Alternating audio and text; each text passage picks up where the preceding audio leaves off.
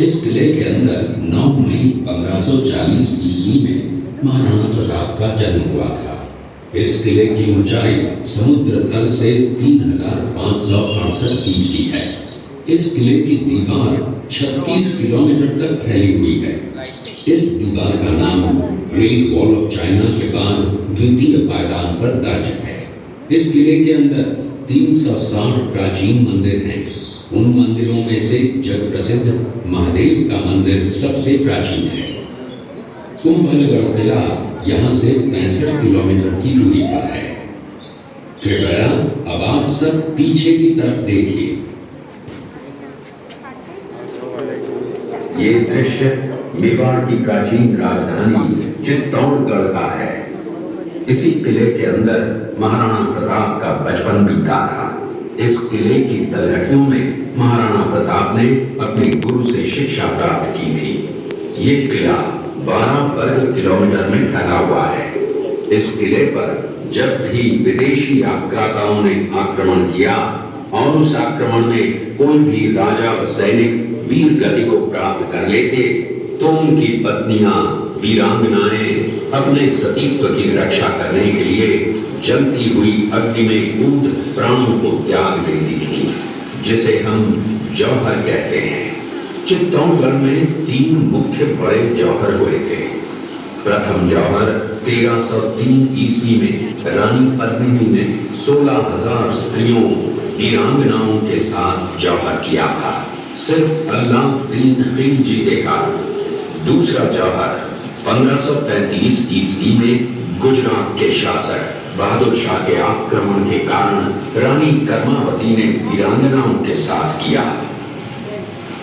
और तीसरा जौहर 1568 ईस्वी में जब अकबर ने चित्तौड़गढ़ पर आक्रमण किया, उसी समय रानी फूलकुंवरी ने 7,000 वीरांगनाओं के साथ जौहर किया।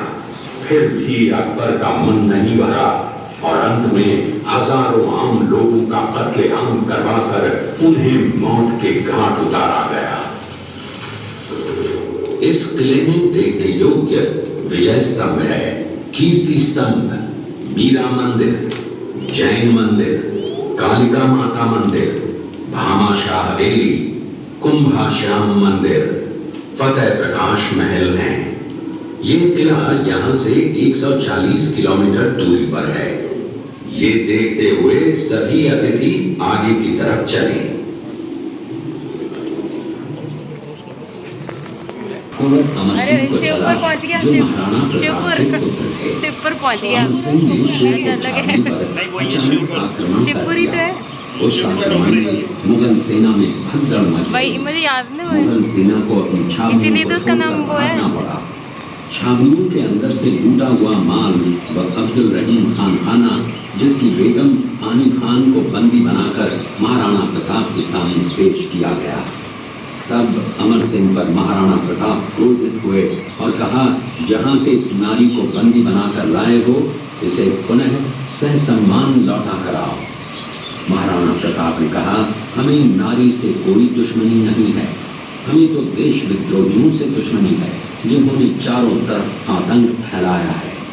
महाराणा प्रताप के आदेश का पालन करते हुए कुंवर अमर सिंह ने उस मुगल नारी को सहसम्मान छावनी तक पहुंचाया। इस प्रकार महाराणा प्रताप ने अपने क्षत्रिय राजपूत धर्म का पालन किया और पराई स्त्रियों को मां, बेटी और बहन का दर्जा दिया। ये है महाराणा प्रताप का चरित्र और नैतिक उदारता का परिचय। ये देखते हुए सभी अतिथि आगे की तरफ चले।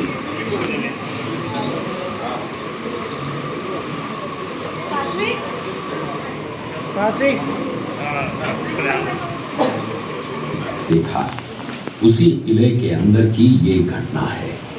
मेवाड़ की एक ऐसी मां थी जिसने अपने पुत्र का बलिदान देकर राजवंश की रक्षा की थी। उस मां का नाम पन्नाधाय था। पन्नाधाय जाति से गुर्जर थी। वो एक राजकुमार की धाई मां थी। दूसरी तरफ हाथ में तलवार लिए खड़ा ये बनवीर सिंह एक दासी पुत्र है। ये कुंवर उदय सिंह की हत्या करके मेवाड़ की राजगद्दी प्राप्त करना चाहता था। एक रात्रि बनवीर सिंह को मौका मिला। वो राजकुमार उदय सिंह के बड़े भाई विक्रमादित्य सिंह की हत्या करके राजमहल की तरफ आगे बढ़ा। इसकी सूचना पन्नाधाय को लग गई। कुछ समय तक पन्नाधाय चिंतित हुई। तभी पन्नाधाय ने अपने पुत्र चंदन को राजसी कपड़े पहनाकर पलंग पर सुला दिया और उदय सिंह को एक टोकरी के अंदर छिपाकर पत्तों से ढक के महल के बाहर निकालकर गुप्त रास्ते से कुंभलगढ़ भेज दिया। बनवीर सिंह जब तलवार लेकर राजकक्ष में आया तो उसने पन्नाधाय से कड़क आवाज में उदय सिंह के लिए पूछा तो पन्नाधाय ने चंदन की तरफ इशारा किया।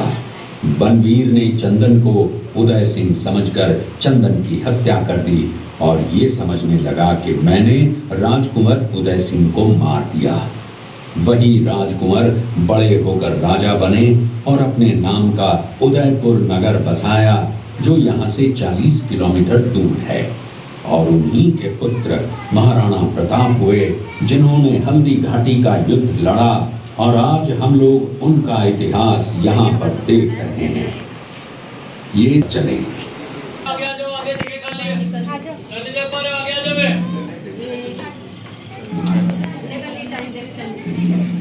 ये घटना महाराणा प्रताप की वीरता को दर्शाती है। एक समय नरभक्षी बाघ का आतंक छाया हुआ था।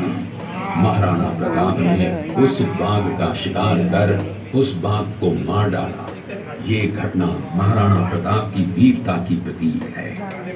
कृपया अब आप सब पीछे की तरफ करते हुए महाराणा प्रताप ने प्रतिज्ञा की थी कि जब तक अपनी मातृभूमि को शत्रुओं से मुक्त नहीं करा लेता तब तक न तो मैं महलों में रहूंगा, न किसी धातु के पात्र में भोजन करूंगा, न किसी गद्दी के बिछौने पर सोऊंगा।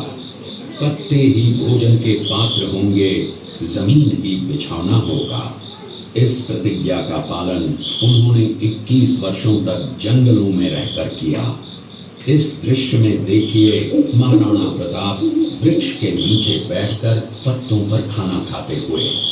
इसी कारण हम आज भी महाराणा प्रताप को श्रद्धा व सम्मान से याद करते हुए देशभक्ति की प्रेरणा प्राप्त करते हैं। ये देखते हुए सभी अतिथि आगे की तरफ के मिलन का है। हल्दी घाटी युद्ध के बाद चेतक घोड़े ने 22 फीट के एक बरसाती नाले को पार किया। ये उसी समय का दृश्य है। पास में खड़े महाराणा प्रताप के छोटे भाई शक्ति सिंह हैं, जो पहले मुगल सेना में थे। बाद में वो महाराणा प्रताप की तरफ आए, माफी मांगी और अपना घोड़ा महाराणा प्रताप को दिया। ये देखते हुए सभी अतिथि आगे की तरफ चले। मीटिंग देखते हुए सभी मेहमान हॉल में पधारो। युद्ध प्लानिंग है मीटिंग देखते हुए हॉल में पधारे सभी मेहमान। कि मैंने हेल्पर से सहयोगी राणा साहब के मैंने हेल्पर से सहयोगी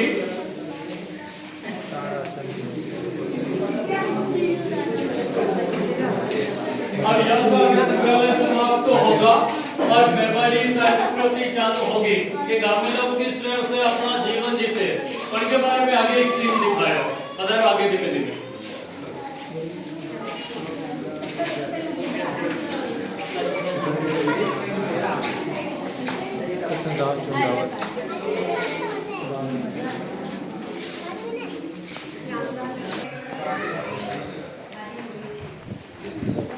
अब संग्रहालय अच्छा था यार, एक्सपीरियंस है ना, अच्छा हुआ है। आपको तो बोलना चाहिए प्रतिभा को, तो हाँ। इनकी वजह से शायद आप आए। हाँ हाँ हाँ। मुकेश को गाय दे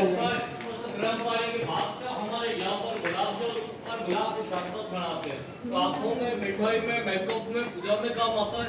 जामुन का अर्क करता है डायबिटीज वालों के लिए। तो काउंटर पे सभी मेहमानों को सैंपल दिखाई देना, आराम से आप लोग टेस्ट करें। भाई भैया सब लोग फ्री है, आराम से घूमेगा फ्रीगा।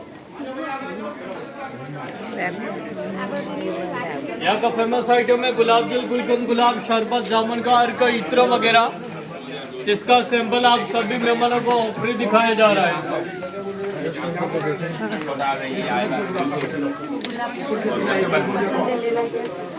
एक में 2 जने क्यों? गुलाब का